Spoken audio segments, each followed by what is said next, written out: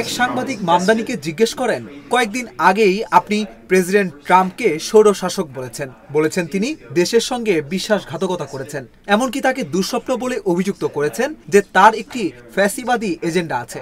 সম্পর্ক উন্নয়নের জন্য আপনি কি এসব মন্তব্য প্রত্যাহারের কথা ভাবছেন? উত্তরে মামদানি বলেন,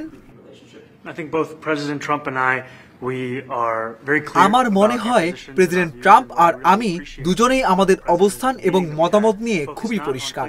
আমি যেটি সত্যি প্রশংসা করি তা হলো আমাদের বৈঠকটি মতবিরোধের জায়গা নিয়ে ছিল না, যদিও অনেক মতবিরোধ রয়েছে, বরং তা ছিল আমাদের সামাজিক দায়িত্ব এবং নিউ ইয়র্কবাসীর সেবা করার যে অভিন্ন লক্ষ্য সেটাকে কেন্দ্র করে।